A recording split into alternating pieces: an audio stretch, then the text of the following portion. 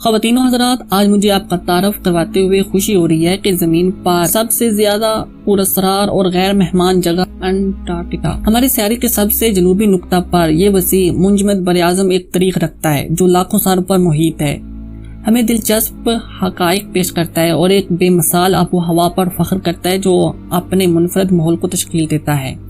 آئیے ہم انٹارکٹیکا کی تاریخ کا سفر شروع کریں۔ اگرچہ یہ براعظم انسانی موجودگی سے پروان اور اچھوت دکھائی دے سکتا ہے، لیکن اس کی کہانی ریسرچ اور سائنسی دریافت سے بھرپور ہے۔ انٹارکٹیکا کا پہلا ریکارڈ شدہ نظارہ 19ویں صدی کے اوائل کا ہے، جب کئی مہمات اس منجمد سرحد کے اسرار کو کھولنے کی کوشش کی تھی۔ قابل ذکر بات یہ ہے کہ مشہور ایکسپلورر جیمز کک نے 1773 میں انٹارکٹیکا سرکل کو عبور کیا، حالانکہ اس نے حقیقت میں خود براعظم پر قدم نہیں رکھا تھا۔ یہ 19ویں صدی کے آخر اور 20ویں صدی کے اوائل تک نہیں تھا کہ اہم تحقیقاتی مہمات ہوئیں، جس میں رولڈ ایمنڈسن، رابرٹ فلکن اسکاٹ اور ارنسٹ شیکلٹن جیسے علمداروں نے قطب جنوبی تک پہنچنے کے لیے مشکل سفر کیا۔ ان مہمات نے ہمیں براعظم کے جغرافیہ، ارضیات اور جنگلی حیات کے بارے میں انمول معلومات فراہم کی، جس نے سائنسی تحقیق کی بنیاد رکھی جو آج تک جاری ہے۔ اب آئیے انٹارکٹیکا کے بارے میں کچھ دلچسپ حقائق پر غور کریں۔ تقریباً 14 ملین مربع کلومیٹر یعنی 5.4 ملین مربع میل کے رقبے پر محیط انٹارکٹیکا 5واں سب سے بڑا براعظم ہے، جو یورپ سے بڑا اور آسٹریلیا سے تقریباً دوگنا ہے۔ یہ کسی بھی براعظم کے سب سے زیادہ اوسط بلندی کا گھر بھی ہے، برف کی چادر کے ساتھ، جو کچھ جگہوں پر تقریباً 2.3 کلومیٹر یعنی 1.4 میل کی حیران کن موٹائی تک پہنچ جاتی ہے۔ انٹارکٹیکا میں دنیا کی تقریباً 90% برف اور اس کا 70% میٹھا پانی ہے، جو اسے زمین کے آب و ہوا کے نظام کا ایک اہم جز بناتا ہے۔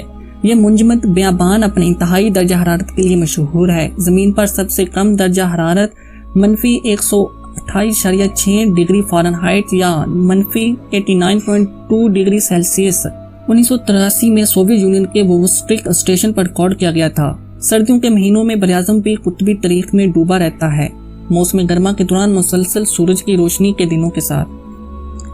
آب و ہوا کی بات کرتے ہیں۔ انٹارکٹیکا کا منفرد ماحول ناقابل یقین حد تک سخت اور ناقابل معافی آب و ہوا کے زیر انتظام ہے۔